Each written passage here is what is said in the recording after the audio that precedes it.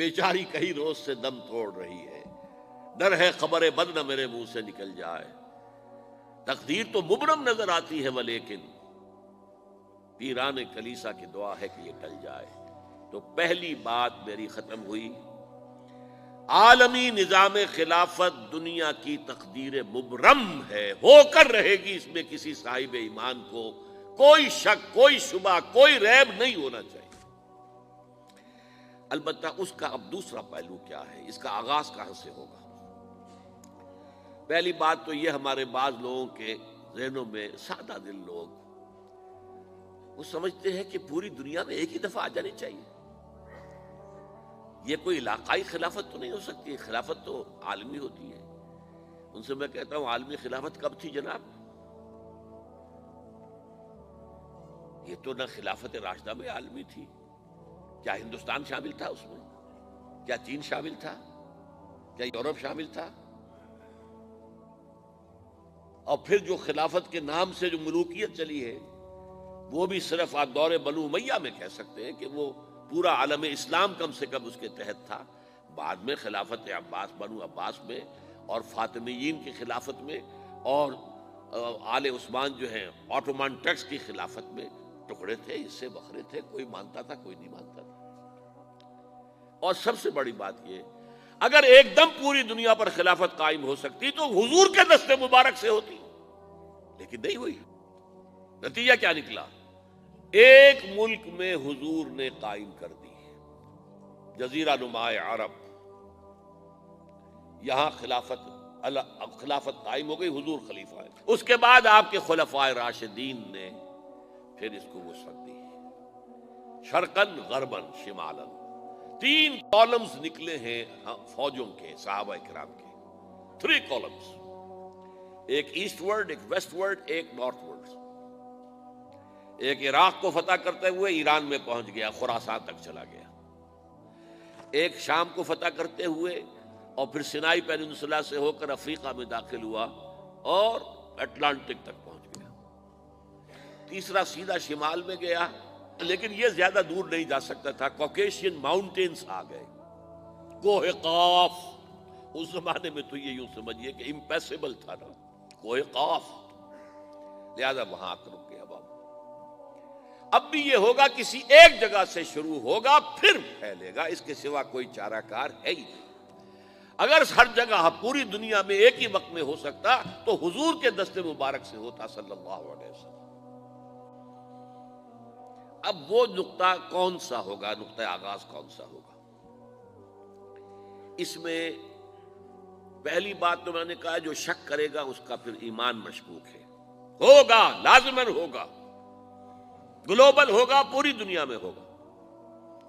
کہاں سے شروع ہوگا اس میں آپ اختلاف کر سکتے ہیں، لیکن مجھے تو 2 حدیثیں تو ملی ہیں جن سے یہ اندازہ ہوتا ہے کہ یہ اس مشرقی خطے سے ہوگا، عرب کے مشرق کی جانب کسی ملک سے ہوگا، کسی خطے سے ہوگا۔ وہ حدیثیں بھی اب آپ پڑھ لیجیے پہلے، پھر میں کہہ رہا ہوں یہ خزانہ ہے جو ہم نے آپ کی خدمت میں پیش کیا ہے، کاش کہ آپ اس کی قدر کر سکیں، یہ حدیثیں آپ کو ازبر ہو جائیں، یاد ہو جائیں، لوح قلب پر نقش ہو جائیں۔ ہندوستان اور خراسان یعنی موجودہ افغانستان کا ذکر ابن ماجہ کی روایت ہے، عن عبداللہ ابن الحارث رضی اللہ تعالی عنہ قال رسول اللہ صلی اللہ علیہ وسلم یخرج ناس من المشرق یوطئون للمہدی یعنی سلطانہ، یعنی سلطانہ، دونوں طرح سے پڑھ سکتے ہیں۔ حضرت عبداللہ ابن حارث فرماتے ہیں رضی اللہ تعالی عنہ کہ حضور نے ارشاد فرمایا، مشرق کی طرف سے وہ فوجیں نکلیں گی، لوگ آئیں گے جو عرب میں مہدی کی حکومت قائم کریں گے۔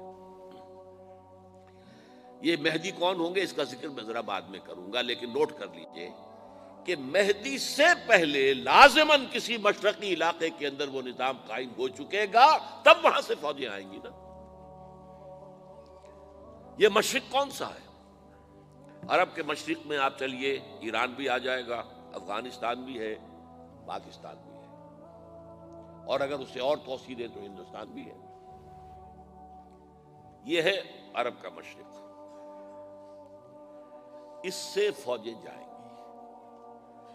اس کا کیا مطلب ہے کہ اس میں سے کسی جگہ پر نظام خلافت پہلے قائم ہو جائے گا، تاکہ وہاں سے فوجیں جائیں گی جو جزیرہ نما عرب میں حضرت مہدی کی حکومت کو قائم کریں گی۔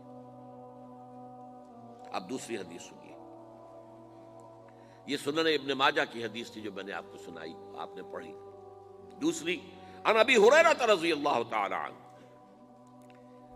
یہ ترمذی شریف کی روایت ہے، قال قال رسول اللہ صلی اللہ علیہ وسلم یخرج من خراسان رایات سود لا يردها شیء حتی تنصب بإیلیا، خراسان کے علاقے سے سیاہ جھنڈے لے کر فوجیں آئیں گی، ان کا رخ کوئی موڑ نہیں سکے گا، ان کو پیچھے پھیر نہیں سکیں گے کوئی بھی، یہاں تک کہ وہ یروشلم میں جا کر جھنڈے نصب کر دیں گے۔ ایلیا حضور کے زمانے میں یروشلم کو کہتے تھے۔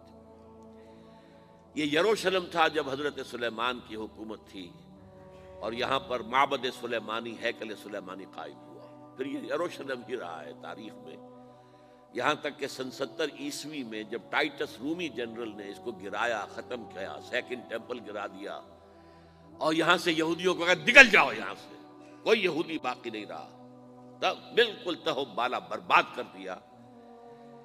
اس کے کوئی 150 سال بعد ہیڈریان، رومن ایمپرر ہیڈریان، اس نے پھر دوبارہ آباد کیا اس شہر کو۔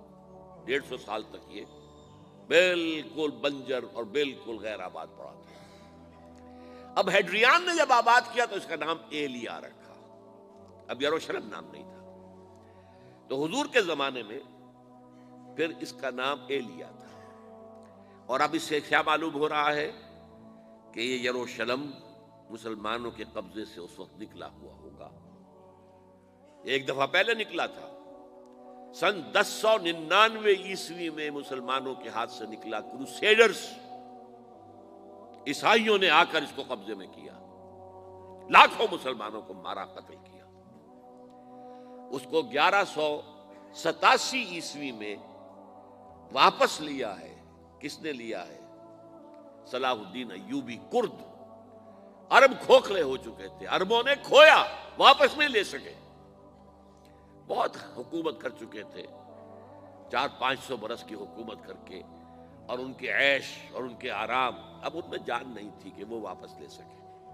واپس لینے والا گرم کرد خون تھا، صلاح الدین ایوبی۔ تو گویا کہ اب آپ سمجھئے کہ 88 برس تک عیسائیوں کا قبضہ رہا یروشلم پر۔ اب 1967 میں یہودیوں نے قبضہ کیا ہے، اور اب 38 برس تو ہو گئے، 88 نہیں تو 38 برس تو ہو گئے ہیں، لیکن وہ دور آئے گا کہ اب پھر لیں گے، لینے والے عرب بھی نہیں ہوں گے، خراسان کے علاقے سے فوجیں آئیں گی۔ یہ خراسان کیا تھا؟ ایلیا تو میں نے آپ کو بتا دیا، یروشلم کا نام ہے۔ خراسان اس زمانے میں ایک بہت بڑے ملک کو کہتے تھے، کچھ حصہ پاکستان کا بھی اس میں شامل ہے، کچھ حصہ ایران کا بھی ہے، ایران کے اس حصے کو اب بھی خراسان کہتے ہیں، وہ ایک صوبہ ہے، خراسان ایک صوبہ ہے ایران کا چھوٹا سا۔ پاکستان میں خاص طور پر یہ جو علاقہ مالا کنڈ ایجنسی کہلاتی ہے، اس سے اوپر جتنا علاقہ ہے، اور یہ جو واخان کی ایک پٹی آتی ہے اوپر، واخان افغانستان کی ایک پٹی سی دم سی چلی آتی ہے جو جا کر چائنا کی سرحد سے مل جاتی ہے، یہاں سے لے کے یہاں تک یہ جو مالا کنڈ کا وہ درہ ہے اور پہاڑ ہے، یہ بھی خراسان کا حصہ ہے۔ باقی تقریباً 2/3 آف افغانستان ساؤدرن حصہ نہیں ہے خراسان کا حصہ، یہ سیستان کہلاتا تھا، یہ خراسان نہیں ہے، لیکن یہ کہ اوپر کا 2/3 آف افغانستان، اور اس کے ساتھ یہ جو عرب، جو اب یہ ترک ممالک آزاد ہوئے ہیں سوویت یونین کی ڈسولوشن کے ساتھ، یہ سارا علاقہ